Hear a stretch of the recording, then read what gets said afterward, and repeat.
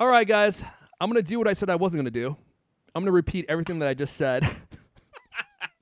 We're going to do it real fast. Ready? We got a lot of stuff in the show today. For those of you that are just joining us, welcome. Happy Thanksgiving to everyone. I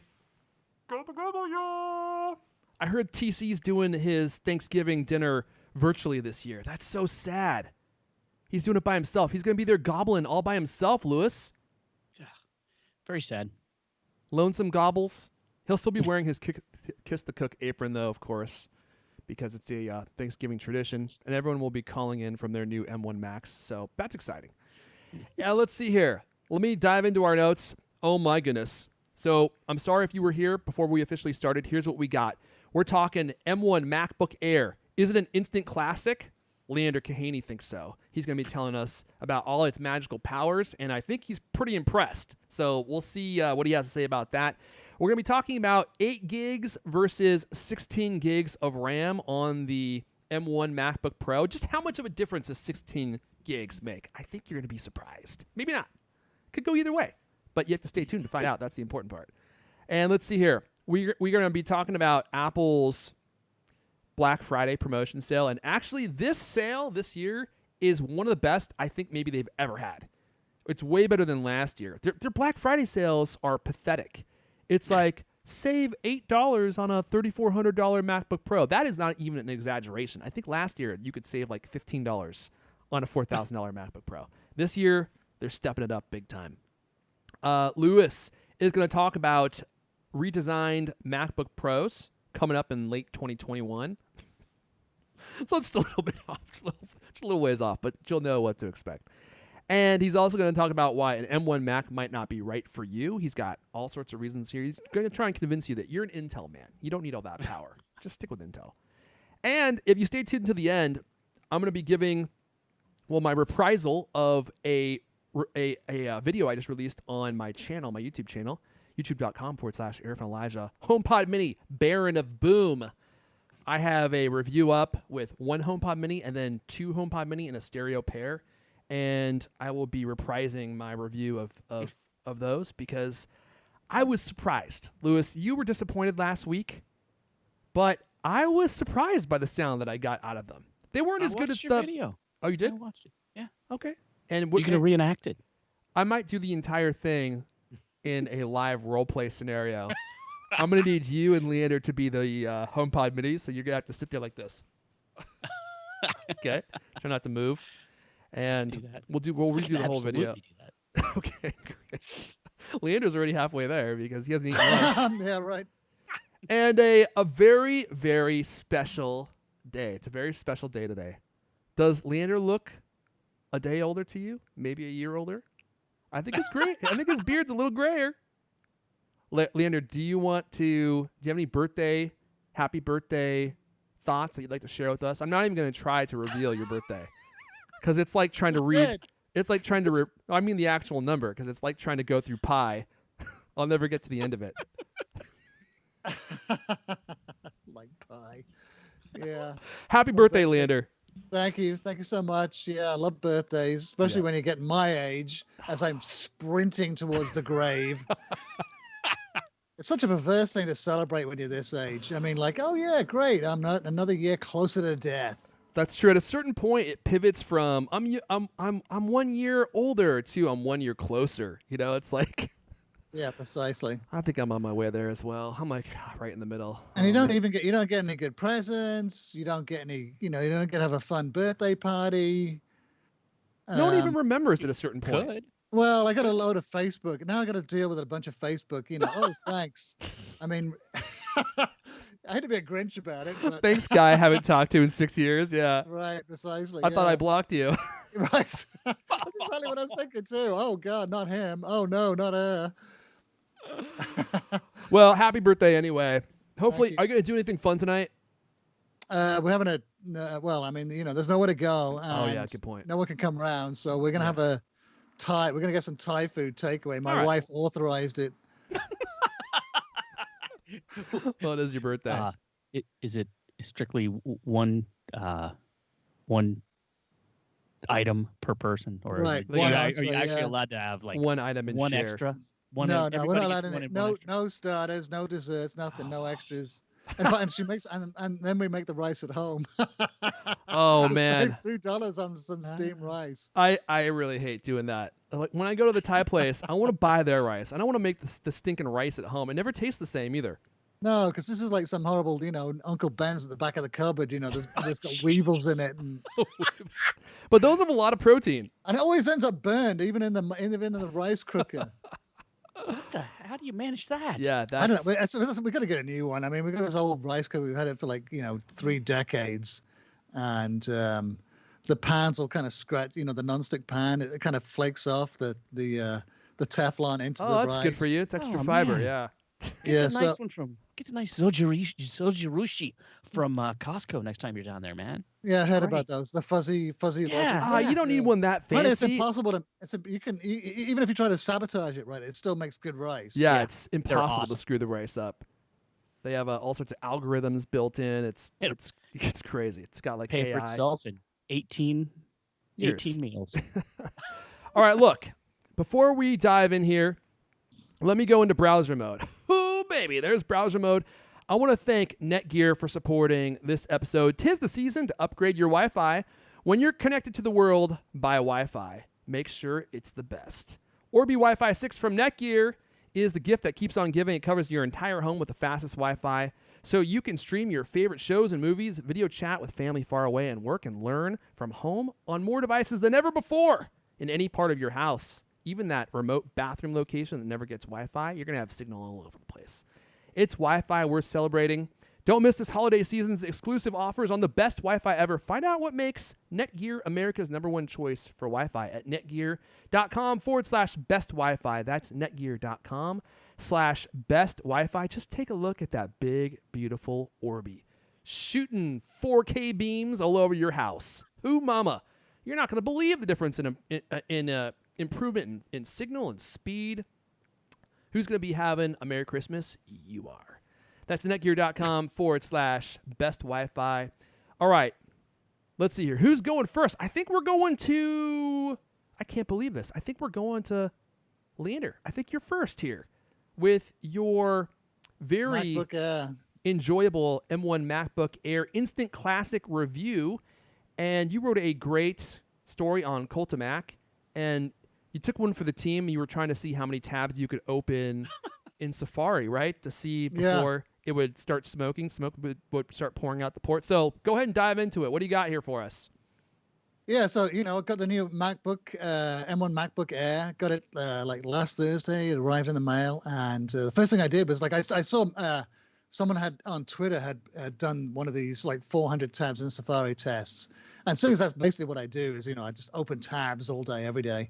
I thought I'd give it a shot, so I opened up 650 tabs, and I was amazed. I was really blown away that it didn't crash the machine, and it didn't even really slow it down.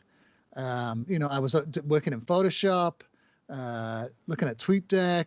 It was indexing all the photographs in the background from iCloud. It was indexing the hard drive. I mean, the thing was churning through all this stuff, and it was just humming along. There was no problem whatsoever. And I did this on an old. I'm like, maybe it's because it's the new operating system. Maybe it's the new version of Safari. Maybe it's like the software. It's nothing to do with the machine. So I tried it on my 2013 MacBook Pro, and that thing was just dying. 50 tabs. Wow. It was like spinning beach ball. 100 tabs. It was really slowing down. 150, it completely choked. It was unusable. So it's it's definitely not the software. It's the machine. It's the chip. That's crazy. So how many gigs of RAM did you get? 16. Oh, so you went the full 16. Yeah, That is an unbelievable number. You got 650 tabs open in Safari?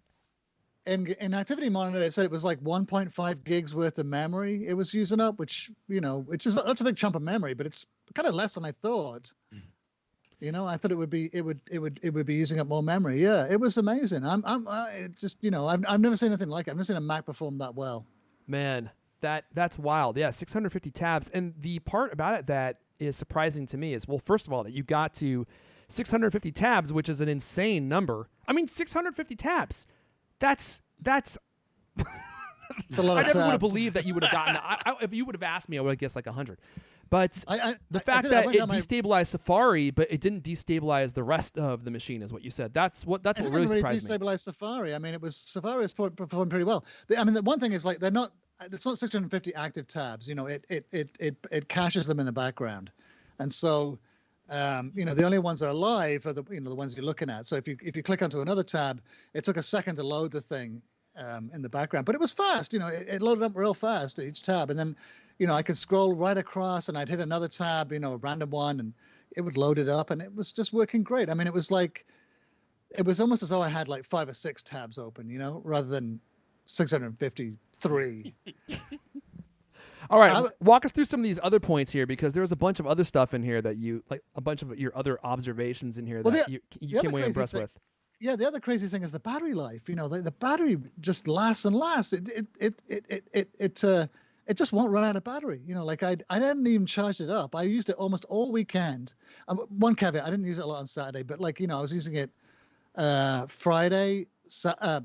Left it mostly dormant Saturday, most of the day Sunday, and the evening Sunday, and Monday morning. And it was doing all these kind of I was like poking around with the tabs and trying to test the thing out and load this and load that, iPad apps, playing games, and the thing just wouldn't die. It just does not, the battery life just is amazing. It's really, really, you can easily get probably 2 days worth of work, like 8 hours. Like actual. If you're working 9 to 5. Mm-hmm. Yeah, I would say, but maybe a bit less than that. I didn't do a great job of timing it. Like I estimated about between 12 and 13 hours of active use over that weekend, which is almost 2 full days, almost. So it sounds like you're probably going to keep it then. Is that right? Yeah, this is the best computer. You? This is the best computer I've had for years, for sure, easily. And it's the MacBook Air. like the lowliest machine on their lineup. And of course, I'm not doing anything like crazy, like no heavy duty video editing. No, I don't have to run it. It's basically, browsers, word processors, email, that kind of stuff, looking at Twitter. But I think that's kind of pretty typical for MacBook Air users, that kind of thing. It's the people who have a MacBook Air are doing similar stuff. And yeah, the combination of the performance and the battery life, it's killer. It's amazing. It's funny. I never would have considered a MacBook Air ever, because look at me. I'm a power guy. In fact, check this out. Can you guys see this? See how powerful I am? Do you need to see any more than that? Let me go ahead and button this back up. I don't want to get demonetized here. But I never would have considered a MacBook Air, because it just doesn't have the power that I need. And I need to do video, I need to do audio editing and that type of thing. So I have a MacBook Pro, the 16-inch, which many of you know. But I was thinking, this MacBook Air is so powerful, I could probably get away with having this as a backup device, and then also having like an iMac with the M1 whenever they release that, which is going to be a total monster. That thing is going to be a destroyer of Final Cut Pro. Everything's going to take like 10 seconds max to render once they get that thing released. But I never wanted to have that and then an iPad Air as a backup machine, because the backup, or the iPad Air, was so weak. I was like, I can't use this as a backup. And so really what I need is a machine that can do it all. So that's why I have the MacBook Pro. But if I could buy like $1,000 MacBook Air that can do 8K Final Cut Pro edits, it doesn't need to be the fastest machine in the world. It just needs to be capable of doing that, because I don't want to always be tied to the iMac, which is why I haven't wanted to get one before, because then it's on your desk. You have to be at your desk if you want to work. But with a MacBook Air that can do 8K video, and then a MacBook or an iMac, I think that's like a really nice combination. And price-wise, you're probably going to be in the same realm as having a single 16-inch MacBook Pro, because the MacBook Pros are so expensive. So you can have the best of both worlds. You can have the power when you want it, but then you can have the portable machine that you can use and is still fully capable of doing video edits and that type of stuff. Anything else to add on the M1 MacBook Air, Lander, before I move on here? I don't know. Yeah, there's a lot of stuff. I mean, I like the trackpad is huge. It's really, really nice to use. The keyboard, it's the old scissor switch keyboard, which I know I misguidedly defended the butterfly keyboard a couple of times on this show. I hate to admit I was completely wrong. It's a lot better, isn't it? Yeah, it's a lot better. Yeah. The old scissor keys are really great. I mean, they're nice. They're luxe. They're lush. It actually, it just, they're soft on your fingers. It's just a pleasure to run your fingers all over the Oh keyboard, yeah. get it all greasy. Yeah, it's lovely. The only thing is like I didn't like was there's only 2 ports on the thing, which is kind of I don't know. Again, I don't plug in a lot of stuff, but I can see how that could be a headache for people. I know at some point this is gonna be a headache because if you're trying to charge it up, that covers 1 port. That leaves you 1 port. So luckily I got sent one of these old. I got a Satechi port adapter that has the old USB, A or B or whatever it is. Connectors and then a card reader and stuff like that. A card reader, actually, I'd love to have back. I thought that was one of the best things they ever had on the laptop. But then again, all my stuff is showing up. I'm mostly taking pictures of my iPhone. It shows up in my iCloud library. Do I really need to plug stuff in anymore? These, times are changing. I got to move on. So those are the only things I.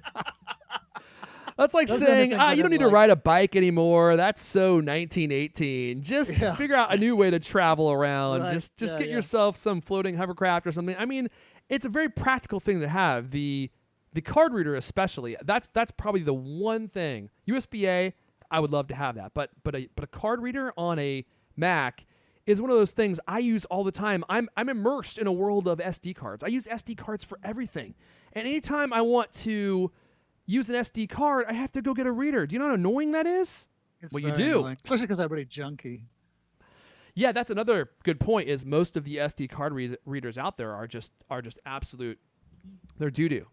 Right. And Doo-doo. they just are not very fast. And the one that Apple puts in their Macs are actually really great card readers. So that's a bummer. Phil Schiller said that the SD card reader wasn't a professional port. Who was he talking to when he heard that? That's one of the most insane things I've ever heard. It's like one of the most professional ports there is. What does he know? What does Phil know? He's all retired now anyway, so Yeah, not to that's hear, why we they don't have to made hear him any a more of that fellow. rubbish anymore. Let's get someone back in there who realizes that we need to bring back the SD card slot because that was something that literally everyone used. And I don't know anyone that was happy that they got rid of it. I'm telling you, the reason they got rid of it is because Johnny Ive probably didn't like the fact that it removed the symmetry from both sides of the machine. He just wants to have 1 port on each side and then that's it. Everything else is perfectly symmetrical. Still even- got a headphone port though, which is kind of Yeah, well, if Johnny Ive was still there, what's his new company sure that'd be called? gone. Love Me 2 Times? What's it called? Love I Actually? don't remember. If Love Actually gets involved with What is any it new called? Apple With design. Love? What's that? What With is it love, called? yeah. With Love? Okay. I was close. If Johnny Ive ever consults on the new MacBook Pro, we're going to go down to total symmetry, 1 port on each side. Okay, so let's move on. Let's talk about video demos and the performance between 8 gigs and 16 gigabytes. So if you are not familiar with Max Tech, man, he's making great videos, and he does a lot of comparisons. Let me go into full browser mode here. Whoa. Full browser mode engaged. And he does videos of different Apple products, and he compares them. And his newest video is actually great because a lot of people have been wondering, well, do I need 16 gigabytes of RAM in the new MacBook Pro, or can I get away with 8? And so he went through and he does all these benchmarks, and it's actually really surprising. So just to kind of give you a high level of what he found, in most instances, having 16 gigabytes of RAM, it of course speeds up the computer.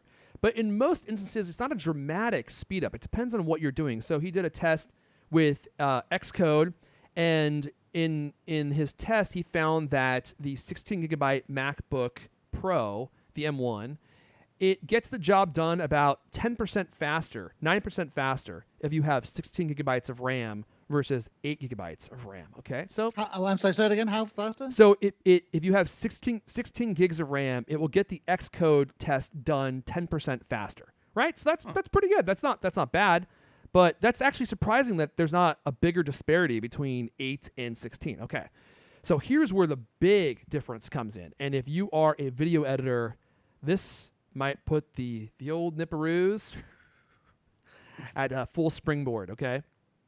8K Redraw to 4K export. Check this out. So I'm looking at bar graph. 8 gigabyte MacBook Pro with M1. It got the test done in 13 minutes and 57 seconds.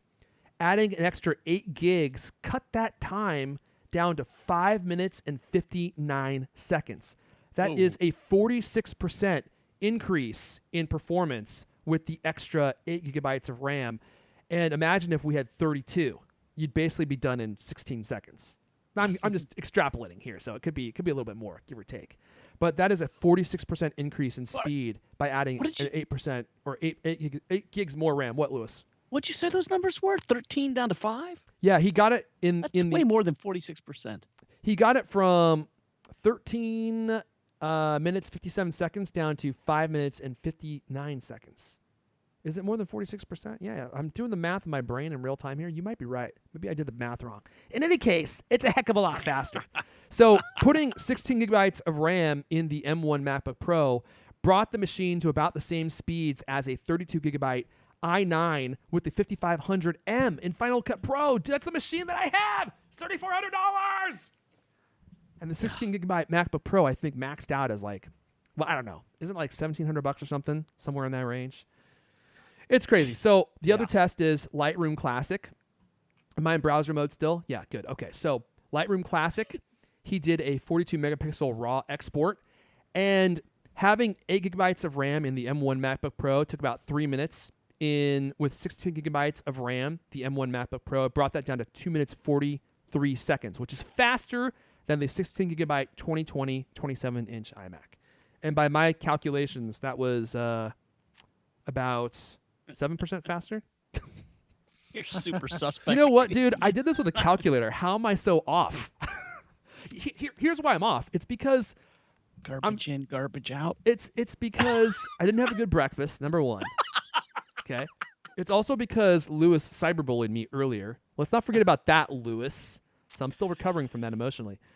And number 3, it's because these are like minutes and seconds, right? So how do you do the math with minutes and seconds? You got to convert it over to seconds and then move. It's too much math. It's making my head hurt just thinking about you thinking about it. So yeah, I'm not a mathematician, Lewis. So they can look at the bar as if they're watching the video and they can tell. Bar makes picture look good. That's all you need to know. You can tell. Performance there. You look. And that's all you need to. But I guess for the audio people, I described it as aptly as I could, okay? So bottom line is the 8 gigabytes, it does make a big difference in certain scenarios, Did you particularly just run the video one editing. test, the Xcode test? Are you running the other tests? He did a bunch of tests, actually, and we'll link to the video in the show notes if you want to check it out. Max is a real nice guy. He makes nice videos. And yeah, the video is like 8 or 9 minutes long, and it's just tests the entire time. So it makes a difference. But look, if you're listening to this show, we already know what you're going to do. You're going to get 16 regardless of performance because that's just the type of person you are. We know that's how we are. We max it out every time. Doesn't matter if it makes a difference, right? RAM. Always got to max out your RAM. You always got to max out from RAM. That's There's what I'm no saying. upgrading if you don't do it right. I mean, isn't this all like completely? It's on the chip, right? Yeah, right. I mean, Yep. If you decide later, there's no upgrading. So I mean, you might be able to get out your giant magnifying glass and your spool of wire and solder more RAM on yourself, Frankenstein style. But that's a thing, and I think that means that the M1 iMac is going to mean that you can't install any additional RAM yourself. I think the entire system, including the RAM, well, I know the entire system is on a chip, hence the name SoC, but that's true on the MacBook Pro and on the MacBook Air, and I have a feeling that's going to be true for the iMac as well. I think that if you want to upgrade the iMac with more RAM, you're going to have to do it when you buy the machine. I don't think they're going to be user upgradable, which is a huge bummer because a lot of ways that people save money on the iMac is by getting 8 gigabytes of RAM and then upgrading themselves, because buying RAM, outside of Apple is so much less expensive than buying it through Apple, because TC, he wants his profit. He's got some expensive tastes. You should see the spread at his Thanksgiving dinner. That's not happening by letting you upgrade your RAM on your own. He's going to need to collect those ducats for Apple to get his bonus for that. Okay, so RAM makes a difference. You all knew that, but there's the proof. Let me just touch on something real quick, because for those of you that are thinking about buying some Apple stuff for Black Friday, first of all, Black Friday is 2 days away. I cannot believe it. I don't really feel like there's been a lot of really great Black Friday sales this year. I've been looking all around, and I haven't really seen anything. The one thing that I have seen so far that I might bite on is a new Samsung Q90T QLED television, I think I might have to go for it. I saw it's on sale for, I think, $1,600, which is the lowest that I've seen it. And a lot of you were wondering what TV I was planning on getting. A lot of you want me to get an OLED, but I looked at the OLED side by side with the Q90T, and I just like the Q90T better. It has way more pop, even though its black levels aren't as good as an OLED. The specular highlights on that TV are really unbelievable. Like when things have a light effect on the Q90T, like fire or glowing effects in a Marvel movie, those things jump off the screen and slap you around in the face. Whereas on the OLED, you're like, oh, look, it's a fire, and you barely even notice. But so it kind of depends on what you're going for. I think I am more of a specular highlight guy. I like things to be bright, and I don't necessarily care if the blacks are picture perfect. I digress. Apple is having full browser mode engaged. A 4-day shopping event that starts on Friday. So by the time you hear this, it may already be ongoing, okay? Apple unveiled its 4-day shopping event that kicks off on Black Friday. The company is offering gift cards of up to $150 when you buy select products, including iPhone, Apple Watch, iPad, and Mac. The event runs through Monday, Cyber Monday, November 30th, but it excludes some of Apple's newest products, such as the iPhone 12 and the new iPad Air. So check out these discounts if you're watching the video feed. So these come back to you in the form of a Apple gift card, okay? So not exactly how I would love to see the sale go, because normally I like when retailers just drop the price and don't have any strings attached. But if you're going to be buying Apple stuff, then you might actually go for these gift cards. These might be something that you're interested in. So just to name off a few examples, notable examples, if you buy a 16-inch MacBook Pro, you can get a $150 gift card. If you buy an iPad mini, you get a $50 gift card. Apple TV, $50 gift card. If you buy an Apple Watch Series 3, that's kind of an odd example, Lewis, $25 gift card. AirPods or AirPods Pro, $25 gift card. Yeah, it's like Series 3 is like 3 years old now. HomePod, this is probably the best one. The killer. If you buy a HomePod, you get a $100 gift card, which brings the price of the HomePod down to $200, which is a killer price, especially if you need some sound for your television. I just did a video on this on my YouTube channel. The Dolby support that came to the HomePods it's impressive. It will position elements of sound in your room in front of your television, and it will shoot sound all over the place. I was watching this Apple TV Plus show called Fireball, which is kind of boring actually, but I made it through about 30 minutes of it, and it's got some interesting scenes. A Werner Herzog documentary? Yeah, Boring. Okay, Werner Herzog is his name. Yeah, it's because he talks like this, and he does not alter the sound or the pitch of his voice. But then he has like this very strange cadence. It wasn't bad. Don't get me wrong. I'm not. Instantly recognizable. It's definitely recognizable. That's for sure. I'm not making fun of it. I'll probably finish it, and it's actually kind of interesting. It's about meteorites and other things that land on Earth, which is kind of interesting. But there was this one scene in that documentary called The Day of the Dead. Well, it's about the Day of the Dead, where there's all these people dancing and playing drums. And the HomePod, so I have two of them positioned in front of my television, right? I could hear the sound behind me. I could literally hear the sound coming from behind me. So if you are looking to upgrade your TV audio and you don't want to buy a sound bar, and Dolby Atmos soundbars can be had at all price ranges, but some of them are pretty expensive. I mean, like the Sonos Arc is one of the better ones. I think it's $900 or maybe $800. So you could get two HomePods and an Apple TV 4K if you don't already have one for like, I don't know, $550, and have impeccable sound, plus all the benefits of having the HomePods in your house. They act as HomeKit hubs.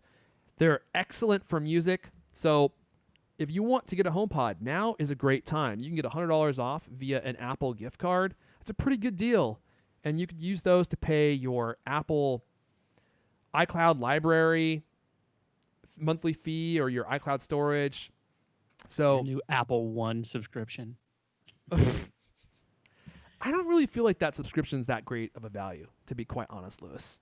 I think I'm going to be going all in on that because I just got the email saying, oh, you're almost over your 200 gigabyte storage, which means you got to bump up to 2 terabytes, That's which what means I'm at too.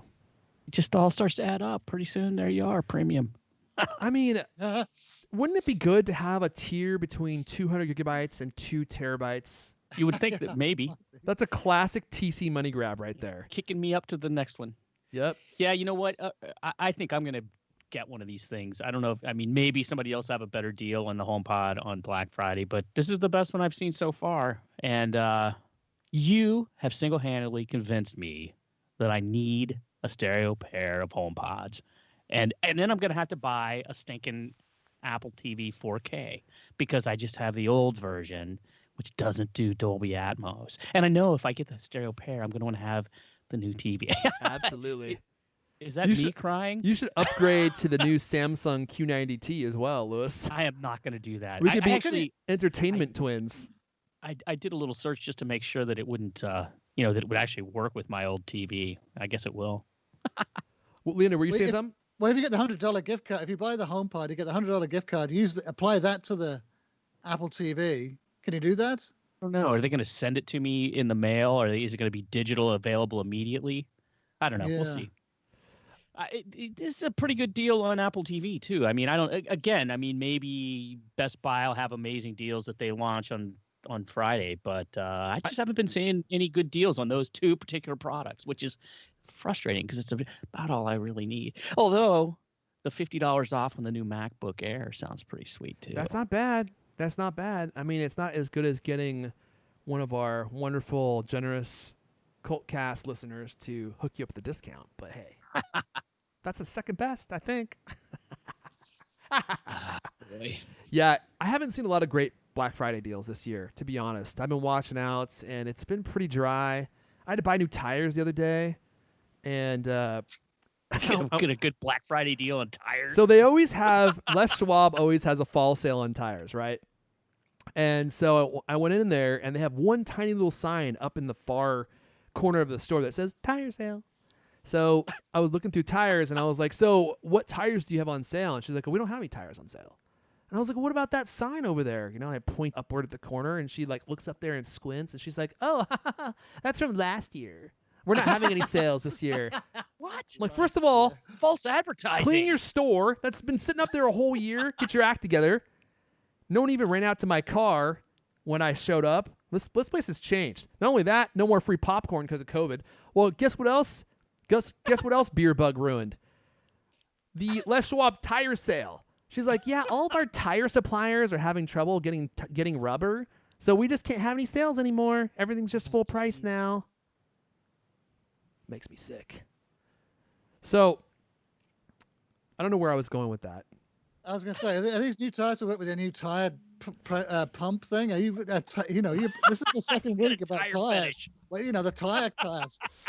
I'm not going to get into my tire finish because it's gonna get us demonetized and possibly removed from this platform. So that's something that we can talk about offline.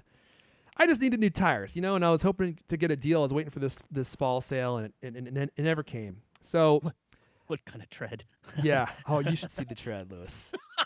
Unbelievable. It's so deep. It's like, what was that, an inch and a half? I could go vertical. All weather? Oh yeah. Oh, Les Schwab, they've got great tires, man. They don't sell any junk there. All right. Where was I going with this? I have no idea. So that's all the Black Friday stuff. I think that's it. Lewis, now would you care to take it away and tell us why an M1 Mac might not be right for everybody? Because some people, they're not ready for the power or for the trade-off. But there are some trade-offs. Yeah. I thought this was a great article. Ed Hardy wrote this for us.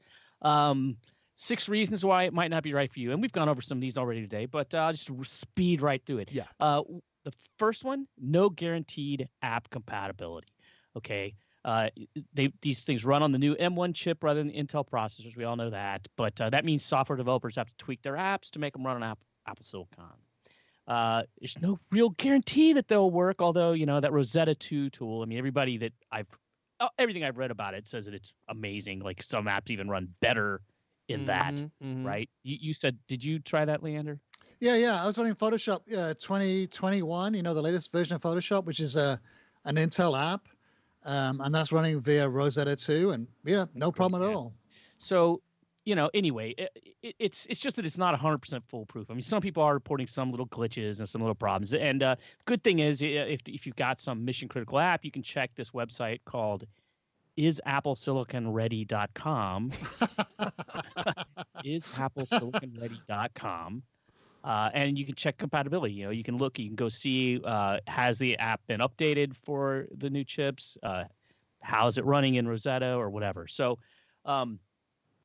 that's number one. And this is, admittedly, that's like if you've got some specific app that you use that you definitely have to use, maybe not a bad idea to check that out. All right. Point number 2, no more 32 gigabytes of RAM. We just went over this. It's kind of a bummer. You can't get more than 32. Depends on what your particular needs are. My particular needs are 32 gigabytes. Well, you're out of luck, buddy. Number 3, you can only run one external monitor with these laptops. Okay. One external display with the laptops, both of them, MacBook Air or MacBook Pro. If you want more, you should probably wait. Although there is a workaround. This guy on YouTube had he's using you're gonna love it, a dongle. Oh, I love dongles. $89 dongle and DisplayLink software. He had I think it was a mini running 6 external displays. So jury's somewhat out on that. But right out of the box, one external monitor. If Okay. that's a bummer for you, whatever. We mentioned before, only 2 of the Thunderbolt USB 4 ports.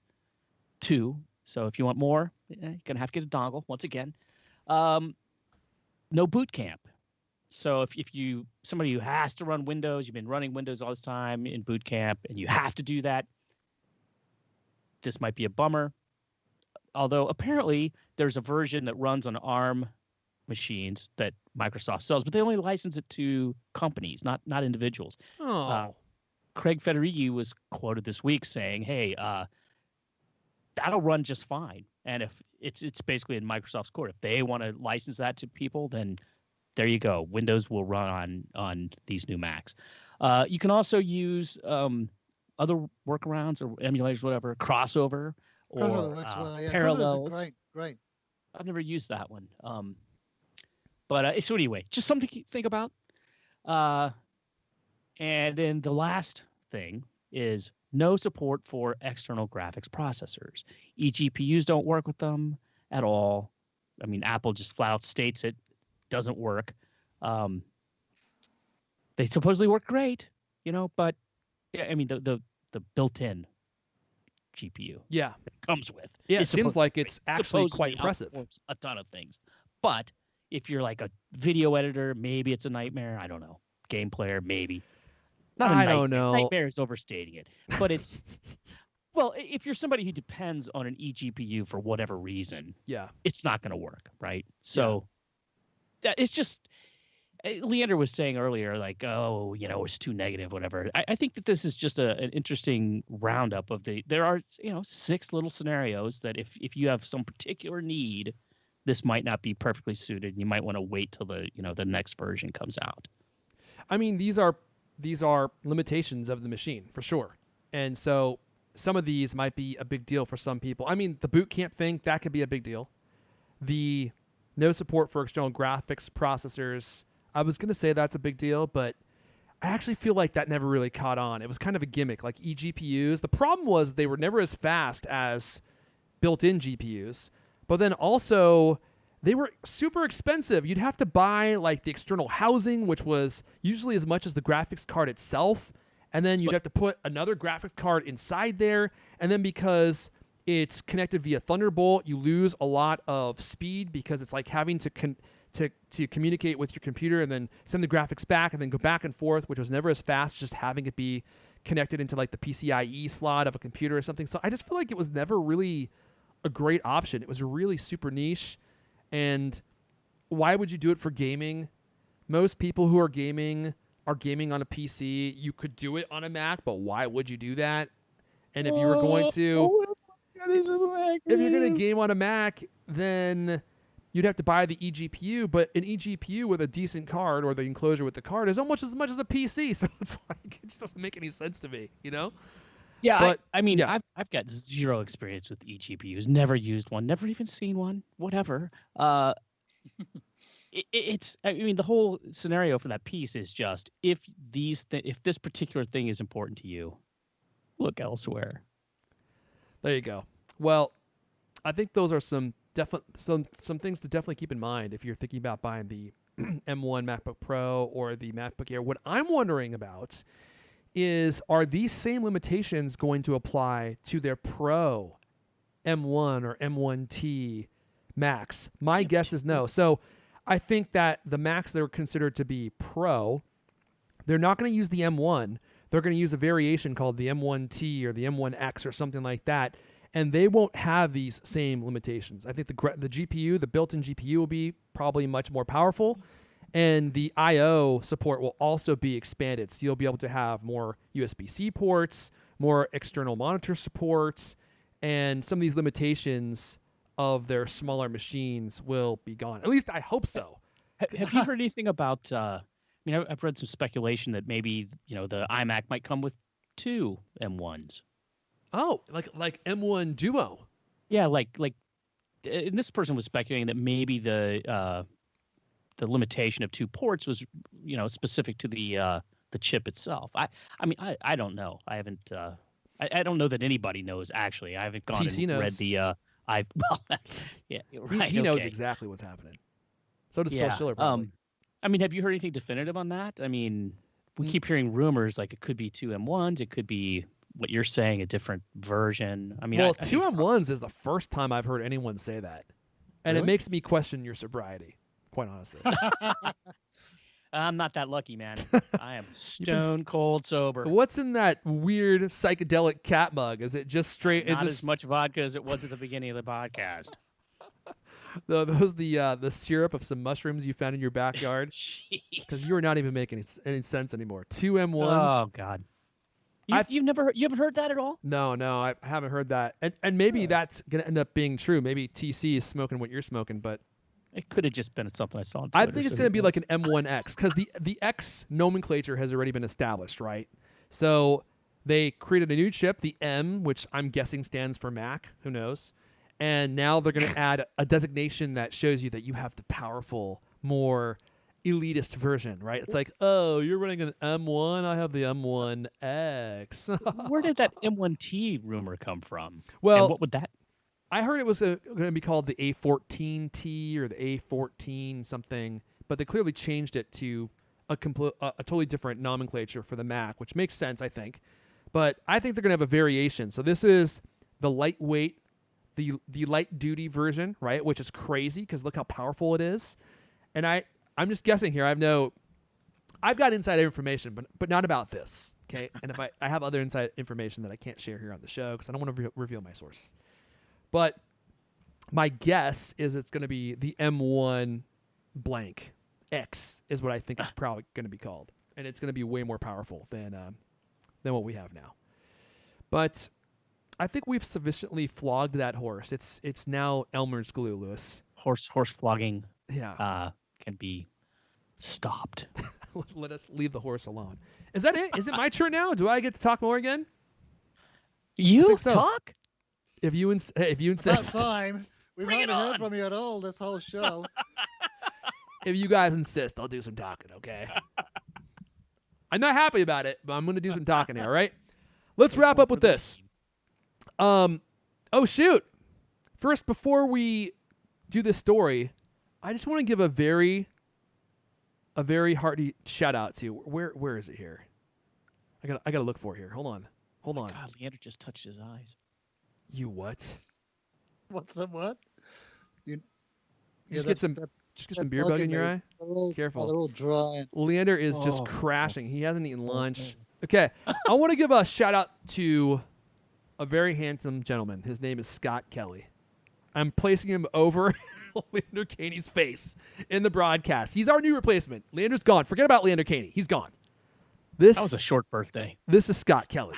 He's our newest member. If you listen closely, he sounds a lot like Leander, but his mouth doesn't move. He's a ventriloquist. And Scott Kelly, if you can see the picture, just look at that beautiful ZZ Top beard.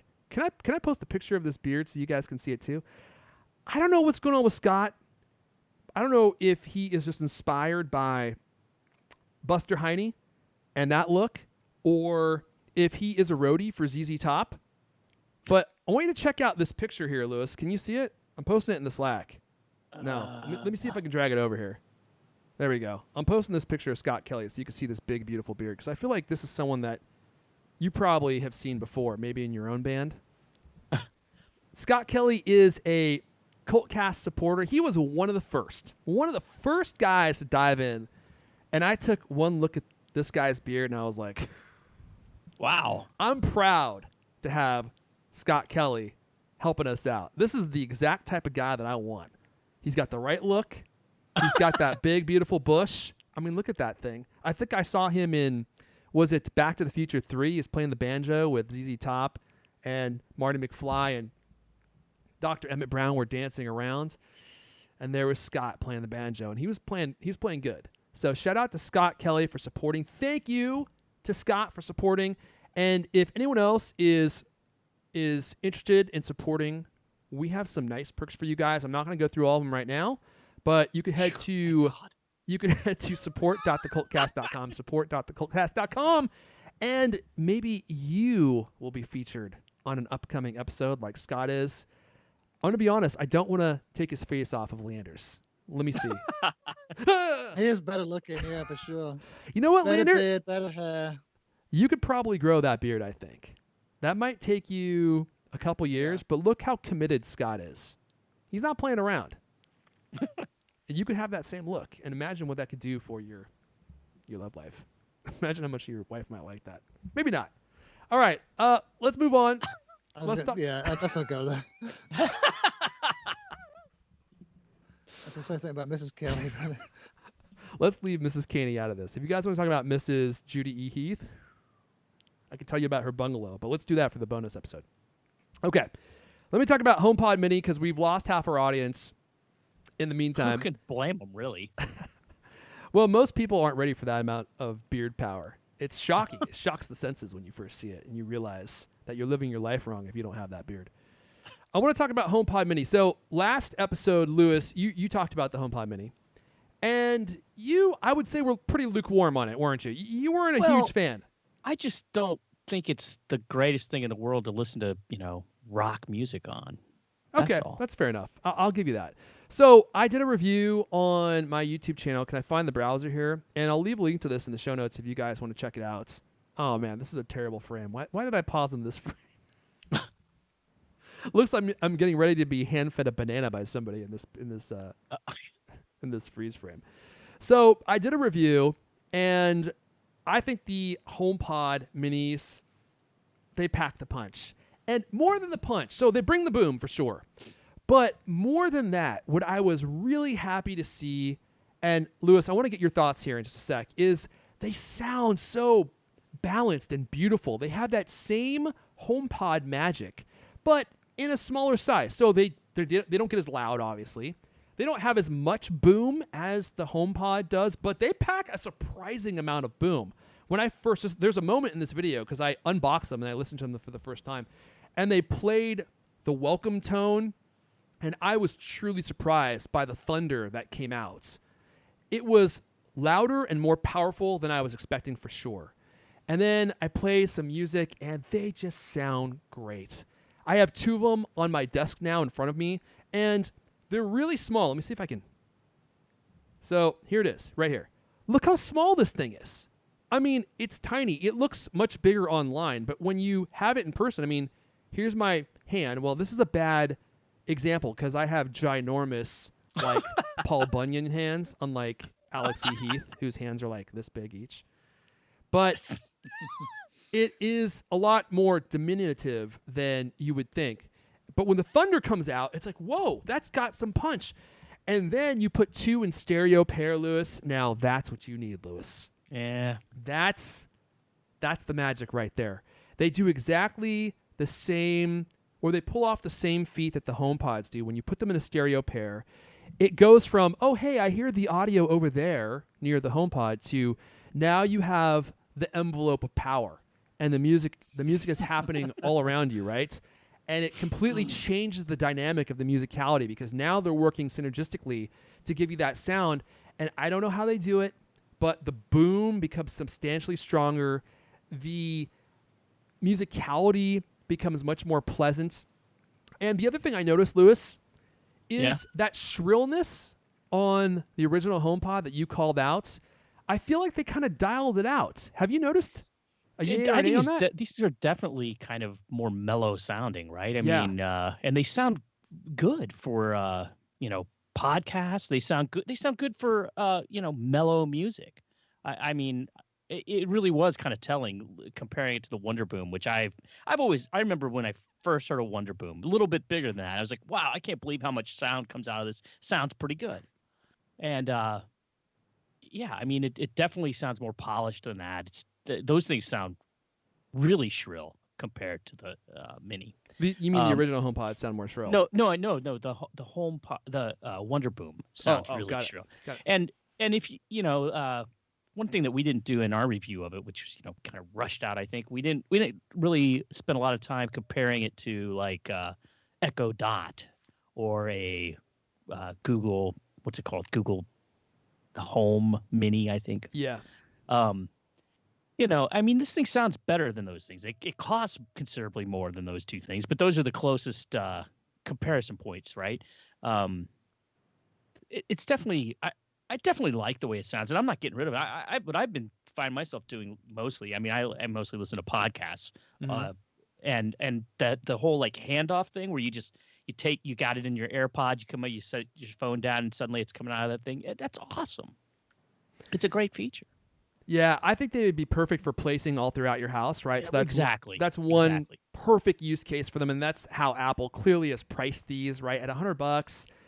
And I'm sure they're going to go on sale for like 80 or 90 eventually, and you can just plop these in every room, and they're perfect for that. But even just having them on your desk, now they're not nearly as powerful as the original HomePods, but they will certainly fill the area that you're in with beautiful sound. You have to turn them up a little bit. So with the HomePods in stereo pair, I never turn them up past like 3 clicks, because if you guys think this is real, this is a toupee. And if I turn it up too loud, this thing's gone. And I paid like thousands of dollars for this. And so I don't want this to land on the ground again. The truck ran it over and I had to repair it and stuff. So anyway, there's this whole story I won't get into now. But with the Minis, they have a really beautiful soft sound. That shrillness is dialed out. I just think they're wonderful. I love them. And the other thing is they don't look nearly as ridiculous on my desk as 2 HomePods do, because the HomePods are large. And with 2 of those on your desk, it takes up a lot of space. Well, the Minis are perfect. They just sit at the very edge of your desk, and they don't take up any space. So they're great for that. In a stereo pair, I think stereo pair is the way to go. With one of them, you're not going to be as happy. 2 of them really is where you want to be. So if you were talking to people like, hey, I'm going to get a speaker for my office, would you recommend 2 HomePod Minis or 1 regular HomePod? Because on sale, you could get 1 HomePod, right? That's a great question, Lewis. I would probably my first question, my response would be a question. And that is, how much space do you have on your desk? Because with 1 HomePod, it's kind of weird. Like, where do you put it, right?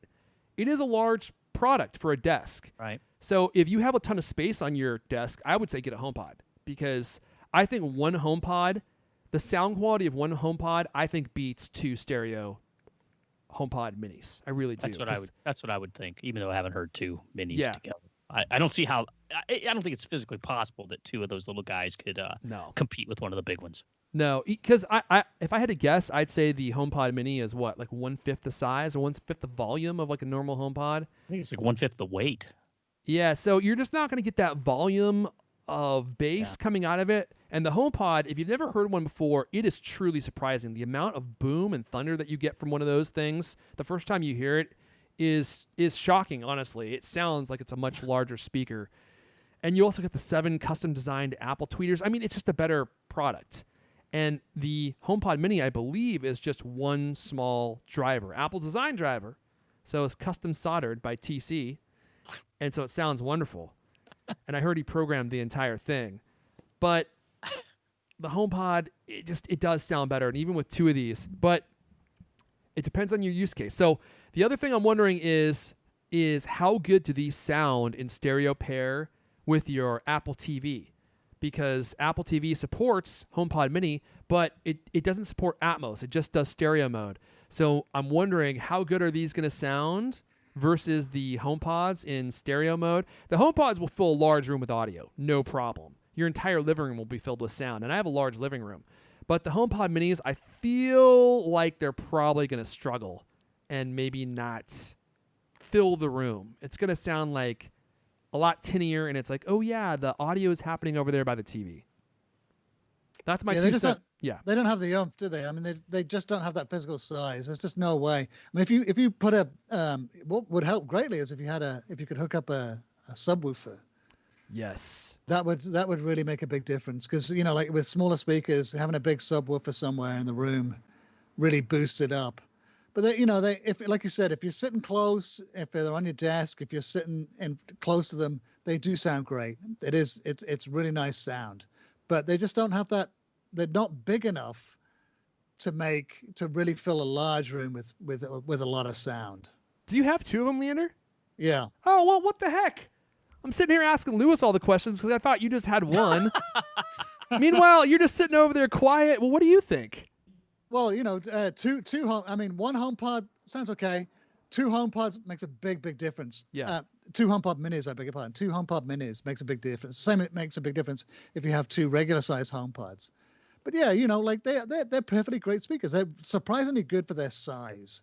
And like Lewis said, like we compared them to the UE Wonderboom, which is actually a bit bigger portable speaker, which I used to think was a great sounding speaker. But now, it's awful. Repulsive. It's horrible. It's harsh. It's all shrill. It just doesn't compare. So the quality coming out of the HomePod Mini is way better than the Ultimate Ears speakers. And Ultimate Ears makes great speakers. I mean, their other product, the what's it called, Lewis? The cylinder one? The Boom, the Mega Boom. Boom. Yeah. Mega Boom. Those things sound a lot better than the Wonder Boom. Right. Yeah, but I used to think they were good, but compared now to the HomePod Mini, ruined. It just doesn't sound good at all, because it's battery powered, so it's portable and it's waterproof. You can take it anywhere. But anyway, yeah, the minis sound great, but like that's a good question. Would you get two minis or one regular size HomePod? I think I would probably get the larger HomePod rather than two minis. It even just by itself, I think it sounds better than the minis. I think that the minis, though, of course, people are going to be like, of course, this guy is saying this. He's on an Apple podcast, but I really do believe it's the best sounding small speaker that I've heard. I haven't heard one that's better. The sound reproduction is beautiful. It's so well balanced. It is a little lacking in the thunder department, I will say, with just one, but I think two fills it in nicely. But other than that, it just has such a beautiful sound quality to it. I haven't heard anything that matches it. And for $100, I honestly, I'm happy with the money that I spent. I bought them retail, just like all the other plebs out there. And I'm not going to return them. I'm going to keep them. I'm keeping both of them on my desk.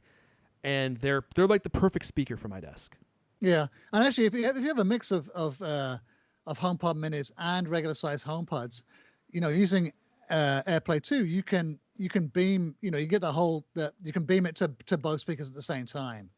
So, you could probably get, if you had one HomePod and a pair of HomePod Minis, you could probably get that, it could act as a subwoofer. It would, give it much better sound. That makes sense? Yeah, absolutely. And for everyone listening, I just want to say, I too enjoy the way that Leander says, woofer. What's it supposed to be? Woofer? It's like the way my dog would say it. Woofer. Yeah, we say woof. Woofer. Woofer. We like to say woof, but as I pointed out on earlier shows, I say tomato. You also say tomato, but you have to force yourself to say tomato because what you really want to say is tomato. With a Japanese accent? Was that Japanese? It sounded Japanese to me. I'm so anyway. Full of accents. I just dropped them without even realizing it. Okay, well, I think that's it. Is that all our Apple stories this week? Oh, is that it? I feel like we're missing something, but we've already been going for like 6.5 hours. And I'm just looking at poor Leander. It's his birthday. And this is the last. My brother's about to show up with this birthday sandwich for lunch. So birthday sandwich. Is it about 3.5 feet tall? And it's got a birthday sandwich. Is it like 3.5 foot tall and loaded with all sorts of greenery? Oh, I don't know. We'll see. Yeah. Oh, no. Oh, okay. No, nothing like that. No. Is it Alex? Alex showing up? My other brother, Christopher. Oh, okay. Alex is the only other Caney that He called me this morning. Yeah, from what London. a guy. What a guy. Okay. Well, let's go ahead and wrap it up there because Leander. Why is this not working? I'm not hearing anything. You guys hearing the audio? Oh, wait a second. Here, wait a second. Here we go. How about that? There we go. All right, guys. I think we're going to go ahead and wrap it up there. That's all the Cookcast we have for you guys this week. But if you want to come say hi, we're all on Twitter. I'm at Erfon, ERFON. Leander is at LK. Lewis is at Lewis Walls. This has been the Cookcast, the best 30-plus minute Apple conversation you're going to hear all week long. New episodes of the Cookcast come out every Thursday night. I want to thank everyone for listening. I want to thank everyone for watching and being here in the live chat. It's fun seeing you guys chat. And we will see you guys next time.